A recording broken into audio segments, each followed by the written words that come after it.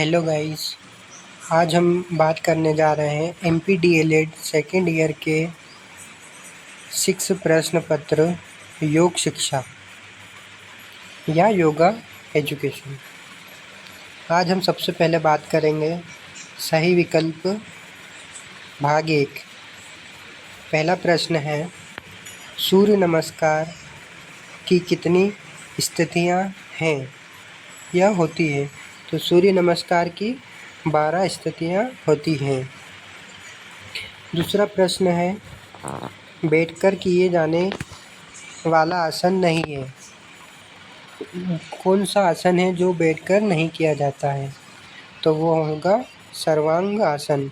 क्या होगा? सर्वांग आसन। इसका सही उत्तर रहेगा। नेक्स्ट प्रश्न है अपना, महर्षि पतंजलि के प्राणायाम को किस स्थान पर रखा है? तो इसका सही उत्तर है आ, चौथे स्थान पर।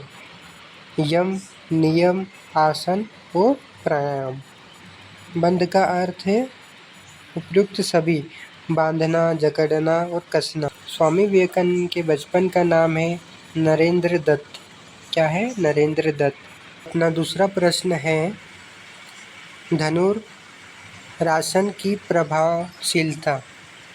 जो धनुरासन है उसकी प्रभावशीलता क्या है? रीढ़ की हड्डी का लचीलापन। जो है रीढ़ की हड्डी का लचीलापन। यह आसन रीढ़ की हड्डी को पीछे खींचकर मजबूत और अत्यंत लचीला बनाता है। आप चित्र में देख सकते हो, जो आपकी रीढ़ की हड्डी है उसको पीछे खींचकर, दोनों हाथों से पीछे खींचकर लचीला बनाती है। दूसरा पॉइंट है अपना, पाचन तंत्र का सुदृढ़ीकरण। पाचन तंत्र का सुदृढ़ीकरण। पेट पर खिंचाव पड़ने से जठर अग्नि प्रदीप्त होती है, जिससे कब्ज, गैस और अपच की समस्या दूर होती है। तीसरा प्रश्न है, तनाव और थकान से मुक्ति। यह फेफड़ों को फैलाता है और मानसिक तनाव को कम कर शरीर में ऊर्जा का संचार करता है। अब है अपना अगला प्रश्न। अगला प्रश्न देखेंगे अपन, इस बंध में गुदा मार्ग की मांसपेशियों को ऊपर की ओर संकुचित करके खींचा जाता है। यह अपान वायु को ऊपर की ओर मोड़कर प्राण ऊर्जा का संचय करता है तथा बवासीर जैसे रोगों में लाभकारी है। दूसरा पॉइंट है, जालंधर बंध।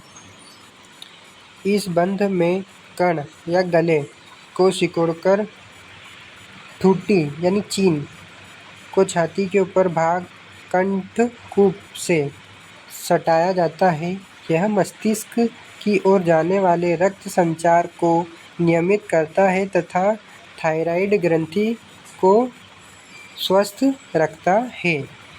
योग मुद्राओं के प्रकार। अब योग मुद्राओं के कितने प्रकार होते हैं? योग साधना में मुद्रा मन और प्राण को नियंत्रित करने की शारीरिक स्थिति है। हठ योग संहिता के अनुसार मुख्य रूप से इन्हें 5 भागों में बांटा गया है। एक है हस्त मुद्रा, मन मुद्रा, काया मुद्रा और बंध मुद्रा या आधार। तो हस्त मुद्रा है अपनी हाथों की उंगलियों के मेल से बनने वाली मुद्राएं, जैसे ज्ञान मुद्रा, प्राण मुद्रा आदि। मन मुद्रा आँखों, कानों और नाक की इंद्रियों से संबंधित, जैसे सांभवी और खेचरी मुद्रा। काया मुद्रा पूरे शरीर के आसन के समन्वय से बनती है, जैसे विपरीत करणी मुद्रा। आंतरिक अंगों को संकुचित करने वाली मुद्राएं, जैसे महामुद्रा, अश्वनी मुद्रा। ये कहलाती है बंध मुद्रा। प्रश्न 5वां, योगासन के कोई 3 उद्देश्य लिखिए। पहला है शारीरिक स्वास्थ्य, दूसरा है मानसिक शांति और तीसरा है आध्यात्मिक तैयारी। शारीरिक स्वास्थ्य की परिभाषा है, योगासन का प्राथमिक उद्देश्य शरीर को निरोगी, लचीला और शक्तिशाली बनाना है। यह रक्त संचार, श्वसन क्रिया और अंतःस्रावी ग्रंथियों को संतुलित करता है। दूसरा है मानसिक शांति। आसनों के नियमित अभ्यास से मन की चंचलता दूर होती है, तनाव, अवसाद और मानसिक थकान को शांत कर चित्त में स्थिरता और एकाग्रता लाना इसका मुख्य उद्देश्य है। तीसरा है अपना आध्यात्मिक तैयारी। अष्टांग योग के उच्च स्तरों जैसे प्राणायाम, ध्यान और समाधि की ओर बढ़ने के लिए शरीर को स्थिर और सुदृढ़ बनाना ताकि साधक लंबे समय तक ध्यान में बैठ सकें। तो दोस्तों, अपना 5वां प्रश्न है आसनों का वर्गीकरण। योगासनों को उनकी प्रकृति और प्रभावों के आधार पर मुख्य रूप से 3 भागों में वर्गीकृत किया जाता है। कौन कौन से 3 भागों को में वर्गीकृत करते हैं? ध्यानात्मक आसन, संवर्धनात्मक आसन, विश्रामात्मक आसन। ध्यानात्मक आसन है ध्यान और एकाग्रता के लिए उपयोगी। रीढ़ सीधी रहती है, उदाहरण पद्मासन, सिद्धासन, सुखासन। सर्वाधानात्मक आसन शारीरिक शक्ति, लचीलापन और अंगों की क्रियाशीलता बढ़ाने वाले आसन क्या कहलाता है? सर्वाधानात्मक आसन। उदाहरण है भुजंगासन, धनुरासन, पश्चिमोत्तासन। तीसरा अपना पॉइंट है विश्रामात्मक आसन। थके हुए शरीर और मस्तिष्क को गहरी शांति और विश्राम प्रदान करने वाले आसन। कौन कौन से हैं? शवासन, मकर आसन, है ना। अगला प्रश्न है अपना प्राणायाम की 3 क्रियाएं। पहला है पूरक, दूसरा है कुंभक, तीसरा है रेचक। पूरक क्या होता है? बाहर के वातावरण से स्वच्छ एवं ताज़ी वायु ऑक्सीजन को व्यवस्थित और नियंत्रित गति से दोनों नासिका छिद्रों द्वारा के अंदर भरने की क्रिया को पूरक कहते हैं। दूसरा है कुंभक, अंदर ली गई सांस को अंदर ही रोके रखना। अंतः कुंभक या सांस पूरी तरह छोड़ देने के बाद बाहर ही रोके रखना बाह्य कुंभक कहलाता है। यह प्राण को संचित करता है।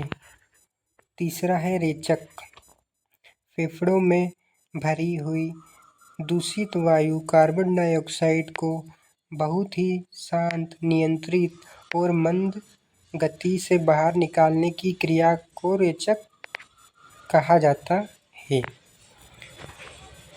अगला प्रश्न है प्राणायाम के 3 महत्वपूर्ण प्रभाव। पहला है श्वसन प्रणाली पर प्रभाव, दूसरा है नाड़ी तंत्र की शुद्धि, तीसरा है मानसिक एकाग्रता। प्राणायाम से फेफड़ों के निष्क्रिय हिस्से भी सक्रिय हो जाते हैं, जिससे ऑक्सीजन ग्रहण करने की क्षमता बढ़ती है और अस्थमा व दमा जैसे रोगों में राहत मिलती है। दूसरा है नाड़ी तंत्र की शुद्धि। यह शरीर की समस्त 72,000 सूक्ष्म नाड़ियों का शोधन करता है, जिससे रक्तचाप नियंत्रित रहता है और तंत्रिका तंत्र सुचारू रूप से कार्य करता है। तीसरा है मानसिक एकाग्रता। गीता के अनुसार चले वाते चले चिंतम। श्वास शांत होने पर मन स्वतः स्थिर हो जाता है। प्राणायाम मानसिक चंचलता को समाप्त कर इच्छा शक्ति प्रबल करता है। अगला प्रश्न है अपना प्राणायाम की 4 विधियाँ: नाड़ी शोधन या अनुलोम विलोम, भ्रामरी प्राणायाम, कपालभाति प्राणायाम, शीतली प्राणायाम। नाड़ी शोधन: दाएं नासिक से सांस लेकर बाएं से छोड़ना और फिर बाएं से लेकर दाएं से छोड़ना क्या कहलाता है? नाड़ियों की पूर्ण शुद्धि कराता है, नाड़ी शोधन कहलाता है। भ्रामरी प्राणायाम: कान बंद कर मधुमक्खी की गूंज की तरह म कार का उच्चारण करना तनाव और अनिद्रा दूर करने की अचूक औषधि है। तीसरा है कपालभाति प्राणायाम, केवल पेट के संकुचन के साथ तीव्र गति से सांस को बाहर फेंकना शरीर का शोधन करता है। शीतली प्राणायाम, जीभ को नली के समान मोड़कर सांस अंदर खींचना, यह शरीर को तत्काल शीतलता प्रदान करता है। आप इसका स्क्रीनशॉट भी ले सकते हो। कपालभाति प्राणायाम के 4 लाभ। 4 लाभ। कपालभाति मस्तिष्क का शोधन एक प्रमुख षष्ठकर्म क्रिया भी है। इसके 4 प्रमुख प्रकार हैं।